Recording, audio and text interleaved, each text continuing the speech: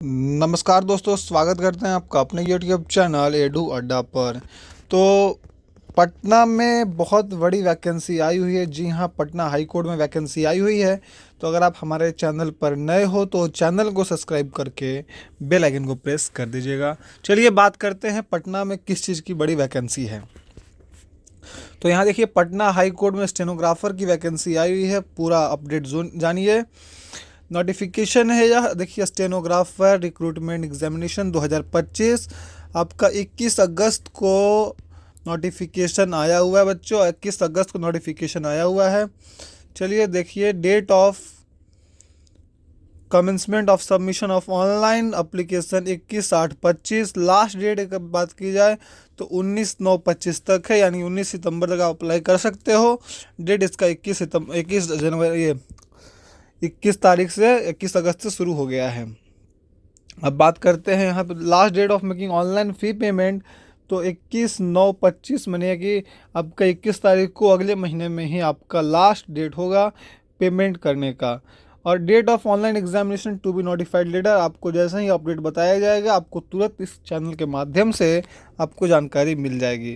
तो देखिए वैकेंसी कितनी आई हुई है। तो सबसे पहली बात, online application are invited from eligible candidates for appointment to 111 regular vacancy, जो कि आपका 68 आएगा, और 43 जो है बैकलॉग वैकेंसी आएगा। इसी के साथ अगर हम सैलरी की बात करें तो इसका आपका पे लेवल 4 के मुताबिक आपका सैलरी 25,500 से लेके 81,100 तक सैलरी मिलेगा। जी हाँ, 7th PRC, यानी कि आपका यहाँ पटना हाई कोर्ट में जो है ऑफिसर और स्टाफ की ये आपका स्टेनो का जॉब है। अगर इसमें बात करें कितनी वैकेंसी कितनी सीटें हैं, तो आपको देखिए अनरिजर्व्ड का 31 सीट है, EWS से 6 सीट है, बैकवर्ड क्लास का 8 सीट है, EBC का 12 सीट है, SC का 11 और ST का 0 सीट है, यानी टोटल आपके 68 वैकेंसी है यहाँ पर।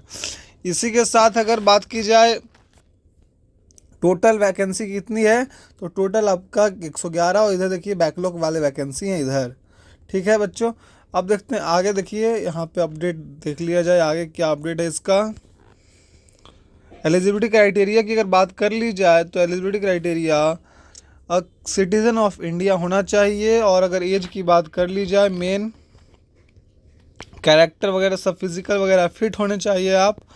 अगर एज लिमिट यहाँ देखिए 37 साल तक मैक्सिमम एज लिमिट है, यानी कि बॉर्न नॉट अर्लियर देन 2100, मतलब कि 2/1/1988 से पहले आपका जन्म नहीं होना चाहिए, यानी कि लास्ट आपका 37 साल तक इसका मैक्सिमम एज है।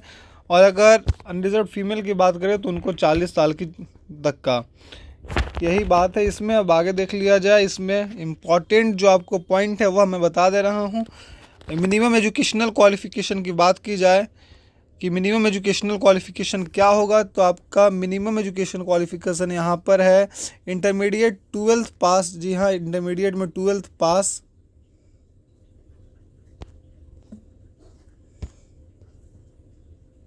जी देखिए, इंटरमीडिएट में आपको 12th पास है फ्रॉम रिकॉग्नाइज्ड बोर्ड और university. Certificate of English shorthand and English typing from recognised institute. Diploma certificate आपका least 6 month course in computer application from recognised institution. और ऊपर से आपका मिनिमम स्पीड जो होना चाहिए 80 words per minute in English short hand, और English typing में 40 वर्ड्स होने चाहिए।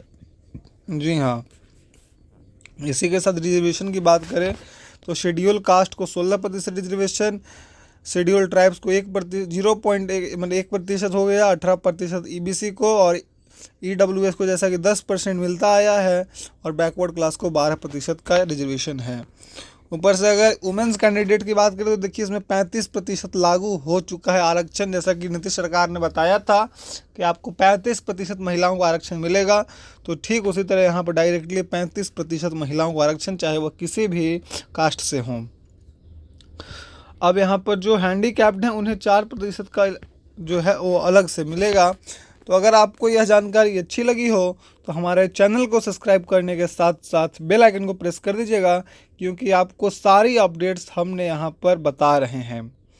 अब देख लीजिए, अगर मोड ऑफ सिलेक्शन किस तरह से होगा, तो रिटन टेस्ट यहाँ पर होगा, पार्ट ए में English shorthand computer typing test, part B MCQ based आपका ऑब्जेक्टिव क्वेश्चन, और पार्ट सी में इंग्लिश टाइपिंग टेस्ट। फिर उसके बाद इंटरव्यू, 2 रिटन और इंटरव्यू होगा। और मिनिमम क्वालिफिकेशन क्या होना चाहिए, तो आपका 40% इन ऑब्जेक्टिव रिटन मार्क्स, ऊपर से 85% accuracy in English short hand typing, 90% accuracy in English typing और 30% इन इंटरव्यू होना चाहिए क्वालिफाई करने के लिए। Schedule of scheme and examination की बात करें तो आपका एनेक्सर 1 में लिखा हुआ है सारा डिटेल। एग्जामिनेशन फ़ी की बात करें तो अनरिजर्व्ड EBC और BC EWS कैंडिडेट के लिए 1100 रुपये और SC ST के लिए 550 रुपये आपका फ़ी लगेगा। इसी के साथ अगर बात कर ली जाए सेंटर ऑफ एग्जामिनेशन वगैरह की, तो आपके ही राज्य में, मतलब आपके ही राज्य में, बिहार में ही देगा, आसपास में आपका। और कुछ इंस्ट्रक्शंस यहाँ पे दिए जा चुके हैं। अगर कुछ हम इम्पॉर्टेंट इसमें देख ले बात करने योग्य, तो ऐसा देखिए यहाँ पे सिलेबस जो कि बहुत ही इम्पॉर्टेंट आपके लिए, सिलेबस यहाँ पे डिस्कस कर लिया जाए तो English shorthand computer typing test 80 words per minute और per minute and 320 words only, और ऊपर से आपका रेट ऑफ जो है 80 words per minute for 4 minutes. Revision of passage, transcription passage, maximum marks 100 और मिनिमम क्वालिफाइंग मार्क्स 85। अगर बात कर ली जाए पार्ट भी इंग्लिश ग्रामर और इंग्लिश लैंग्वेज का, तो उसमें आपका 100 मार्क्स का, ये ऊपर 100 मार्क्स का, इसमें आपका 30 मार्क्स है और कंप्यूटर अवेयरनेस से 20 मार्क्स, टोटल आपका MCQ 50 मार्क्स के होंगे। समय आपको 30 मिनट दिया जाएगा। और क्वालिफाइंग मार्क्स अगर देखा जाए तो क्वालिफाइंग मार्क्स आपका इसमें 20 है। ऊपर से टोटल आपका देखिए 100 मार्क्स का English computer test typing test होगा, speed of 40 words per minute for 400 words, और क्वालिफाइंग मार्क्स इसमें 90 होना चाहिए। 10 मिनट का टाइम दिया जाएगा टोटल, यानी कि 250 मार्क्स के सवाल होंगे और आपको 66 मिनट का टाइमिंग मिलेगा।